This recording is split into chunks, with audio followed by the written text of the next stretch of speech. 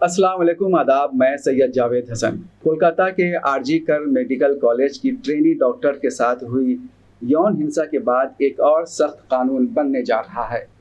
पश्चिम बंगाल विधानसभा ने अपराजिता women and child bill 2024 को पास कर दिया है। इस बिल के तहत दुष्कर्म मामले की 21 दिनों में जांच पूरी करने और पीड़िता के कोमा में जाने या मौत होने पर दोषी को फांसी की सजा देने का प्रावधान है। इस मौके पर असेंबली में तकरीर करते हुए चीफ मिनिस्टर ममता बनर्जी ने कहा कि दुष्कर्म इंसानियत के खिलाफ एक लानत, एक अभिशाप है। इस तरह के अपराध पर रोक लगाने के लिए सामाजिक सुधार की ज़रूरत है। आपको याद होगा कि 2012 में हुए दिल्ली गैंगरेप के विरोध में देश भर में प्रदर्शन हुआ था और महिलाओं पर होने वाली यौन हिंसा से जुड़े कानून को और सख्त बनाने की बात उठी थी। ठीक वैसा ही विरोध और प्रदर्शन कोलकाता में हुई घटना के बाद देखने को मिला है। लेकिन ऐसा लगता है जैसे महिलाओं के प्रति सामाजिक सोच में कोई खास तब्दीली नहीं आई है, क्योंकि 12 साल के दौरान देश भर में यौन हिंसा और हत्या की बेशुमार घटनाएं घटी हैं। ऐसा कोई दिन नहीं होता जब अखबारों में यौन हिंसा, दुष्कर्म और हत्या की खबर ना छपती हो। आखिर इस तरह की घटनाओं के पीछे असल वजह क्या है? जमात-ए-इस्लामी हिंद का मानना है कि इसकी असल वजह समाज में आया नैतिक पतन है। लोगों ने अपनी आज़ादी को इस हद तक बेलगाम बना दिया है कि उन्हें नैतिक मूल्यों की परवाह ही नहीं रही। आज़ादी और नैतिक मूल्यों में संतुलन बनाने के मकसद से जमात-ए-इस्लामी हिंद ने एक बड़ा और महत्वपूर्ण कदम उठाते हुए देश में एक मुहिम की शुरुआत की है। खास बात यह है कि इस मुहिम की सूत्रधार जमात का महिला कोषांग है। नैतिकता ही स्वतंत्रता का आधार शीर्षक से 1 सितंबर से शुरू हुई ये मुहिम 30 सितंबर तक जारी रहेगी। इस बीच इत्तेफाक से पंजाब और हरियाणा हाईकोर्ट ने नैतिक पतन को लेकर ठीक वैसे ही टिप्पणी की है जैसी जमात-ए-इस्लामी हिंद की सोच है। जस्टिस सुमित गोयल ने दुष्कर्म के एक मामले की सुनवाई के दौरान कहा कि हमारी संस्कृति में बच्चियों को सम्मान की नज़र से देखा जाता है। ऐसे में उन्हें सिर्फ कामुक जिज्ञासा से देखना गंभीर नैतिक पतन है। चिंताजनक बात तो यह है कि समाज में इस कदर नैतिक पतन आ गया है कि यौन हिंसा की शिकार महिलाओं का धर्म और जाति भी देखी जाने लगी है। यही वजह है कि जब किसी मुस्लिम या दलित महिला के साथ ज्यादती होती है तो समाज और सत्ता में तीव्र उबाल देखने को नहीं मिलता। इसकी ताज़ा मिसाल उत्तराखंड और उत्तर प्रदेश में घटी यौन हिंसा और हत्या की घटनाएं हैं। इस प्रकार के नैतिक पतन को और गिरावट से बचाने के लिए शुरू की गई देशव्यापी मुहिम के बारे में जमात-ए-इस्लामी हिंद बिहार के प्रदेश अध्यक्ष मौलाना रिजवान अहमद इस्लाही और परामर्शदात्री समिति की सदस्य डॉक्टर शहनाज बेगम ने तफसील से जानकारी दी। वे 31 अगस्त को पटना में आयोजित संवाददाता सम्मेलन को संबोधित कर रहे थे। ये जो समाज में जो कुरीतियाँ आप देख रहे हैं ना, जितनी तरह की खराबियाँ आप देख रहे हैं, चाहे वो गबन का मामला हो, जिनसी अनारकी का हो, फहाशी हो, उरियानियत हो, लोगों के साथ जुल्म और ज़्यादतियाँ हो, ये चीज़ें क्यों पैदा होती हैं? जब आदमी के अंदर अखलाक नहीं होता है, उनके अंदर हया नहीं होता है, शर्म नाम की चीज़ नहीं होती है, तब ये सब चीज़ें पैदा होती हैं। और उसको नाम लोग दे देते हैं, इन तमाम गलतियां करते हैं लोग, और उनको लोग कहते हैं होशियार है। सही माने में वो अय्यार हैं, मक्कार। और उसकी बुनियादी वजह ये है कि उनके अंदर हया नहीं है, शर्म नहीं है, उनके अंदर जो है अखलाकी यानी नैतिकता नाम की कोई चीज़ नहीं है। ये जो बेसिक ये मुहिम जो है, इस मुहिम का पैगाम ही ये है कि हम चाहते हैं कि हर फर्द की ये ज़रूरत है कि उनके अंदर जो है ना अखलाकी महासिन पैदा हो, मकारिम अखलाक पैदा हो, उनके अंदर बेहतरीन नैतिकता पैदा हो। अगर समाज में अगर आप ये चीज़ें पैदा कर दीजिए, समाज की 90% बुराइयाँ ख़त्म हो जाएंगी। समाज सुधार की बहुत सारी कोशिशें हो रही है, लेकिन ये चीज़ें नहीं पैदा की जा रही है। जमात-ए-इस्लामी हिंद ने एक मुल्कीर सतह की मुहिम छेड़ी है और इसका पैगाम हम एक एक फ़र्द तक ले जाते हैं। ठीक है, प्रशासन, पुलिस, इंतज़ामिया, जुडिशल जो कुछ कर रहे हैं वो कर रहे हैं, लेकिन अगर समाज में ये बेदारी अगर नहीं आती है तो समाज में कभी भी आप इन बुराइयों को ख़त्म नहीं कर पाते हैं, नहीं कर पाएंगे। इसलिए इस मुहिम को छेड़ने की ज़रूरत पड़ी है और 1 महीने के अंदर अंदर, 1 महीने में तो शुरुआत होगी, लेकिन ये साल भर बल्कि ज़िंदगी भर ये करने की ज़रूरत है। आपने देखा कि पहले जो है बच्चे जो है बड़ों के सामने नहीं बोलते थे, लेकिन अब बच्चे जो है टप टप टप टप बोलते रहते हैं। कभी बड़े लोग भी जो गलत चीज़ें, मंशियात हैं, शराब है, पान है, बीड़ी है, सिगरेट है, वो लोग छुप छुपा करते थे, अब खुलेआम करते हैं। उसी तरह से अब जना, फाशी, उरियानियत, ये सब चीज़ें भी आम हो गई। पहले लोग छुप करके फिल्म हॉल में जाते थे फिल्में देखने के लिए, अब तो हर हाथ में आपने कंप्यूटर मोबाइल थमा दिया तो हर घर में फिल्म हॉल बना हुआ है, लोग देखते हैं। ये जो समाज की जो खराबियां हैं, इसी को गोया उसी में अवेयरनेस पैदा करने के लिए, बेदारी लाने के लिए जमात इस्लामी की तरफ से मुहिम चलाई जा रही है और उन तमाम चीज़ों का नाम दिया जा रहा है। कमाल बात ये है, आज़ादी नाम दिया जा रहा है। ये सब हमारी आज़ादी है, फ्रीडम है, इस पर हमारे वालिदैन नहीं टोकेंगे, टीचर नहीं टोकेंगे, समाज के बूढ़े बुजुर्ग नहीं टोकेंगे। नौजवान हैं वो लिव इन रिलेशनशिप बनाते हैं, लड़के हैं लड़कियां हैं वो गर्लफ्रेंड बॉयफ्रेंड रखते हैं, और समाज के लोग कोई टोकता है तो कहते हैं ये दखियानूसी लोग हैं, नाउज़ुबिल्लाह मिन ज़ालिक। तो ये जो बेहयाई आ रही है समाज में, और पहले तो खास कहा जाता था यूरोप में और वेस्टर्न कल्चर की चीज़ें थी, अब तो हमारे इस समाज में ये चीज़ें पाई जा रही है। तो इसको दूर करना सब लोगों की जिम्मेदारी है और जमात इस्लामी ने इस सिलसिले में पहल की है और सब लोग इंशाअल्लाह साथ आएंगे और ये पैगाम आम होगा और हमारा मुल्क जो है और हमारा समाज जो है, हमारा घर जो है, वो इंशाअल्लाह एक मतलब फिर जन्नत निशा बनेगा। औरतों के साथ मजालिम हो रहे हैं या फिर नौजवानों में जो बढ़ती हुई बेअखलाक़ी, जिनसी और अखलाक़ी दोनों तरह की बेरहमी पाई जा रही है, या फिर अल्कोहल एंड ड्रग्स का बढ़ता हुआ जो रुझान है, जिसकी वजह से हमारा माशरा और हमारे माशरे की रीढ़ की हड्डी यानी यूथ भटक रही है और ख़त्म हो रही है, उनकी सेहत पर उसका असर पड़ रहा है। इन सारी चीज़ों के ख़िलाफ़ और उसके अलावा भी जो हमारे दरमियान इस इंडियन सोसाइटी के अंदर जो कास्ट या क्लास बेस्ड जो या फिर रिलीजन बेस्ड हमारे अंदर जो जितना भी डिफरेंस है, उसकी वजह से जितना इनजस्टिस हो रहा है और माशरती यानी जो सोसाइटी के अंदर जितनी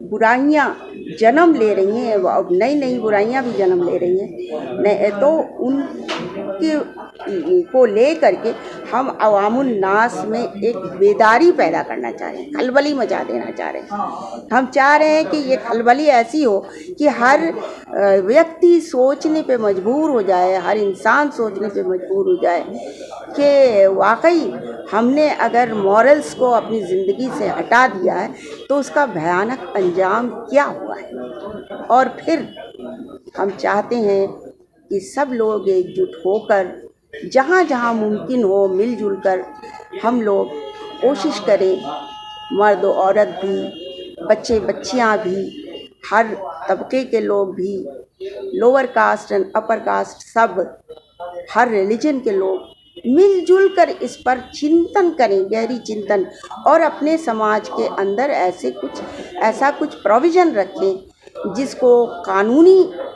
यानी एक्सेप्टेंस भी हो कि हाँ, हम अपनी ज़िंदगी को बग़ैर नैतिकता के नहीं चलाएंगे। हर एक के रूल्स एंड रेगुलेशंस हैं, उनके ख़िलाफ़ अगर होता है कोई तो उसकी सज़ा भी होनी चाहिए और उस सज़ा को यानी प्रैक्टिकल लेवल पर अमली तौर पर अपनाना भी होगा। समाज जब तक इस तरह की सुधार आपस में नहीं करना चाहेगी, वो बिल्कुल सिर्फ हम छोड़ देते हैं हुकूमत पर या जुडिशियल पर कि हाँ भाई इसका लॉ बनेगा तो उसको हमारे क्राइम्स ख़त्म होंगे या कम होंगे, तो ऐसा नहीं होगा, बल्कि पूरी समाज को बदलना पड़ेगा, अपनी मानसिकता बदलनी पड़ेगी। मुहिम के तहत पूरे बिहार में सामाजिक जागरूकता के कार्यक्रम आयोजित किए जाने लगे हैं। पटना में 3 सितंबर को उद्घाटन समारोह का आयोजन किया गया, जिसमें बड़ी तादाद में महिलाओं ने शिरकत की। इस अवसर पर मुहिम से जुड़ी महिलाओं ने बिहार लोक संवाद से खुलकर बातचीत की। आज जो हम लोगों ने प्रोग्राम का इनेकाद किया गया है और ये मुहिम जो छेड़ी गई है 1 महीने के लिए, मुल्कीन मुहिम अखलाक़ी महासिन आज़ादी के ज़ामिन, इसका मकसद हमारा ये है कि हम सोसाइटी और मुआशरे में वो अवेयरनेस पैदा करना चाहते हैं कि मोरल वैल्यूज़ की क्या क़द्र व क़ीमत हमारे दरमियान है, और जिस आज़ादी के पीछे हम भाग रहे हैं, मेरी ज़िंदगी मेरी मर्ज़ी स्लोगन के पीछे हम भाग रहे हैं, हम उसके लिए आज़ाद नहीं हैं बल्कि कुछ उसूलों से हम वाबस्ता हैं जिनको फॉलो करते हुए ही हम हकीकी आज़ादी पा सकते हैं। और अखलाक़ी क़द्रों और मोरल वैल्यूज़ को छोड़कर जो आज़ादी हम चाहते हैं वो हकीकत में आज़ादी नहीं है बल्कि एक तरह से ग़ुलामी है। तो हमारा मकसद ये है कि हम इस पैगाम को डोर टू डोर और तमाम अवामुन्नास बिला किसी तफरीक़ ज़ात बिरादरी लोगों तक पहुँचाएँगे। ख़ित्ता इलाक़ा 3 लाख लोगों तक कम से कम हम डायरेक्ट इस बात को पहुँचाएँगे और 15 लाख लोगों तक हम इनडायरेक्टली भी इस मैसेज को पहुँचाएँगे। और हमारी गुजारिश होगी कि जितने ज़्यादा से ज़्यादा अफराद इस मुहिम में हिस्सेदारी अदा करें अपनी, तो ज़्यादा से ज़्यादा इस काम में हमारा ताउन होगा और इसका मैसेज पहुँचेगा और इंशाअल्लाह एक मुस्बत तब्दीली मुआशरे में नज़र आएगी, क्योंकि ये भी हमारी ज़िम्मेदारी है। इसके लिए क्या क्या तरीक़ा अपनाएंगे, कौन कौन से प्रोग्राम करेंगे आप लोग?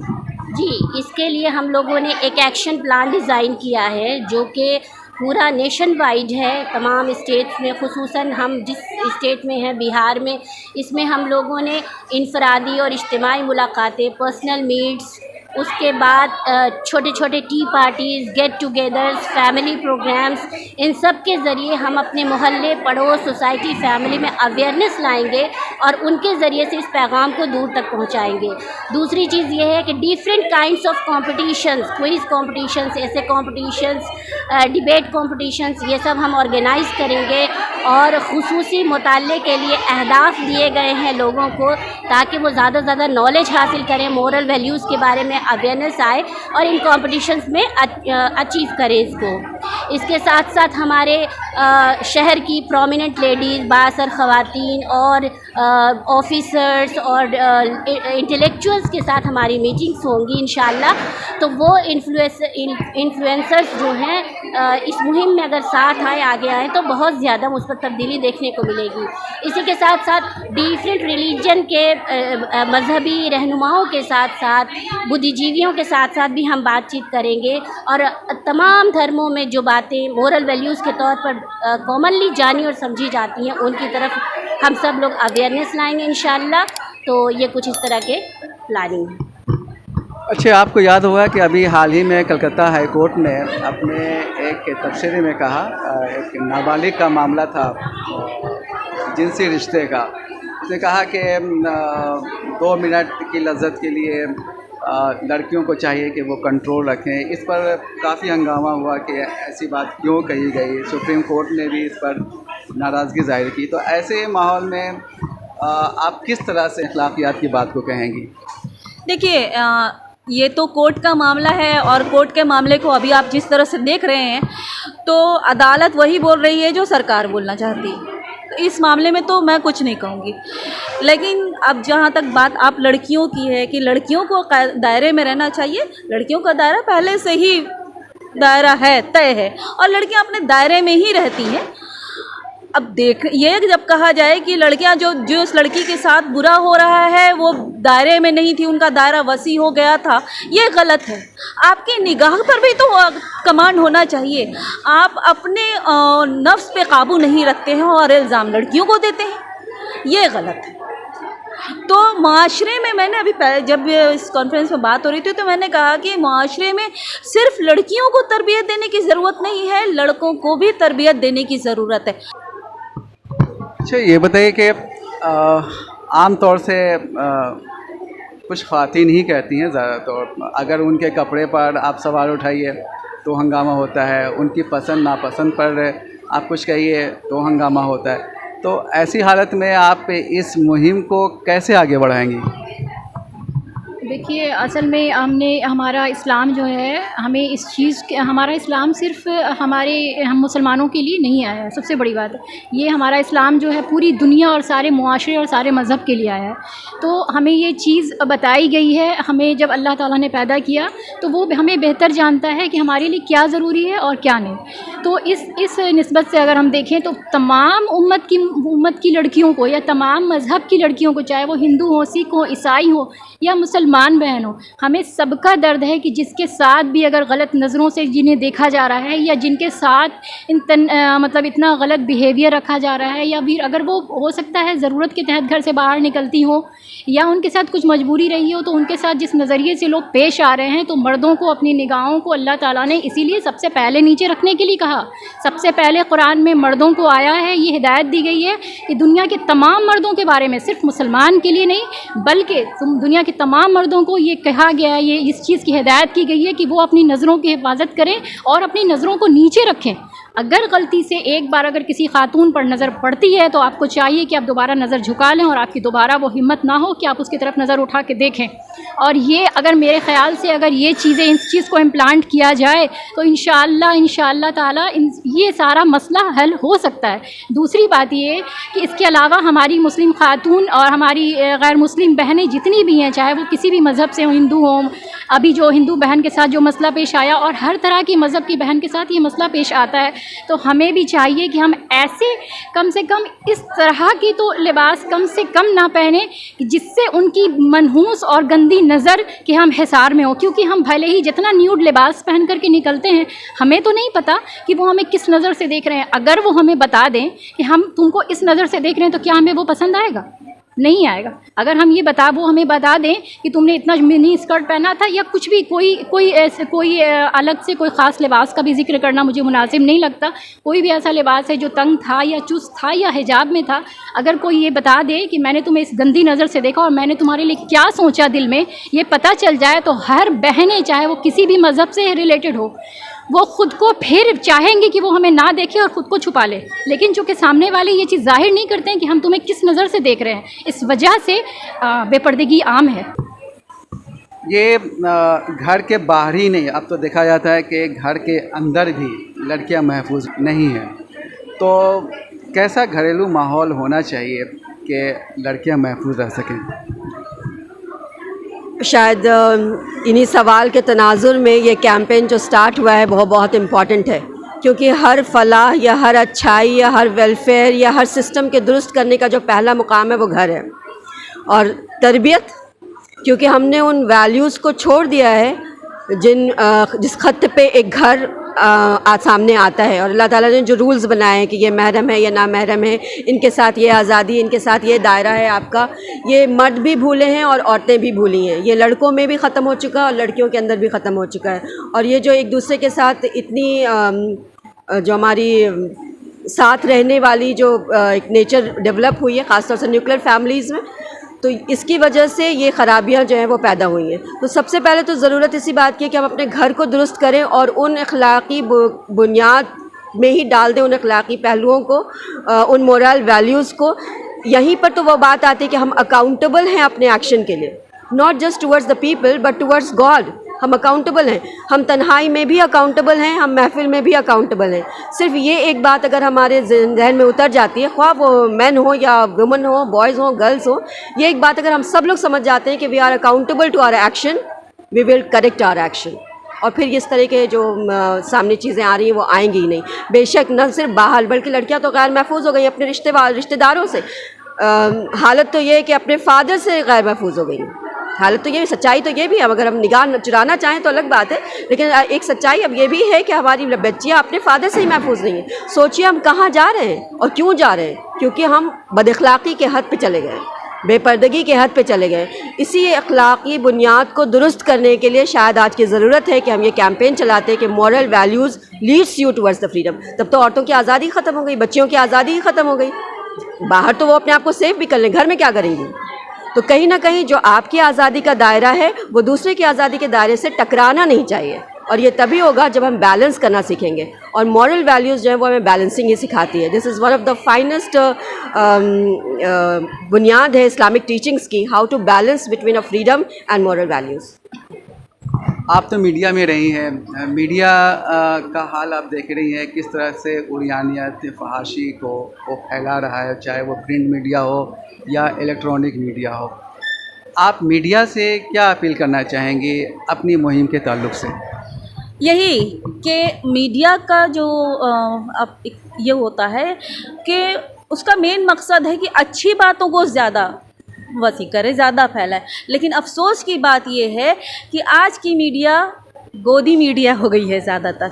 वो उन्हीं बातों को ज़्यादा फैलाती है जो समाज के लिए ख़राबी पैदा करती है, मनफी बातों को पैदा करती है, और मनफी बातों को ही वो लोग दिखाते हैं, जिससे तशद्दुद बढ़ जाता है। वहाँ दूसरे मुल्क में क्या हो रहा है, हम इस पर तवज्जो दे रहे हैं। क्यों? हमारे मुल्क में पहले क्या है, क्या चीज़ की कमी है, क्या हो रहा है, हमें इस पर तवज्जो देना चाहिए, ना कि अगले को क्या हो रहा है हमें इस पर तवज्जो देने की ज़रूरत बिल्कुल भी नहीं है। वर्क प्लेस पर आमतौर से कहा जाता है कि औरतें महफूज नहीं हैं, और उसके लिए एक कमेटी बनाई जाती है, हर जगह एक पैनल होता है जहां इस तरह की शिकायतें हो जाती हैं। आप भी एक जगह काम कर रही हैं, कैसा माहौल आप महसूस करती हैं और कैसा माहौल दूसरी जगह पर भी होना चाहिए? जी, बहुत अच्छा सवाल है कि ख़वातीन को कहीं ना कहीं काम करने और बाहर निकलने और सोसाइटी को सर्व करने और अपनी खिदमत देने की ज़रूरत पड़ती है। जैसे कि सबसे बड़ा शोबा मेडिकल का शोबा है, उसमें डॉक्टर्स चाहिए, हमें लेडीज़ नर्सेस चाहिए, इसके अलावा टीचिंग का शोबा है उसमें चाहिए। तो ये वर्क प्लेस इतने पायस, इतने पाकीज़ा होने चाहिए, निगाहों का इतना ख़याल होना चाहिए कि अगर कभी ज़रूरत पड़े भी इंसान को बात करने के लिए तो उसके दरमियान फ़ासला हो, निगाहों में हिजाब हो, गुफ्तगू में लोच ना हो, मर्द हो या औरत। इन तमाम बातों का ख़याल अगर रखेंगे और ख़ुसूसन अपने जहन को पाक रखेंगे और ऐसी फहश चीज़ों और फहश बातों से हम गुरेज़ करेंगे तो इंशाअल्लाह जब इंसान की रूह अच्छी होगी, ज़मीर अच्छा होगा, तो उसका एक्शन भी अच्छा होगा, उसके असरात सोसाइटी पर पड़ेंगे। वो कभी भी गलत बेराहरवी की बातों की तरफ नहीं जाएगा, अपने काम से काम रख करके टू दी पॉइंट काम करके वो आगे बढ़ाएगा। तो इस तरह से हम सोसाइटी में एक प्रोडक्टिव काम कर सकेंगे, वगरना हम इन्हीं फजूलियात में उलझ कर रह जाएंगे और ख़वातीन के लिए फिर वो वर्क प्लेस भी सेफ़ नहीं रह जाएगा। इसलिए सोसाइटी के माइंड सेट को बदलना और उसको सेट करना सही जानिब, ये बहुत ज़रूरी है। इसकी भी शुरुआत घर से ही होगी।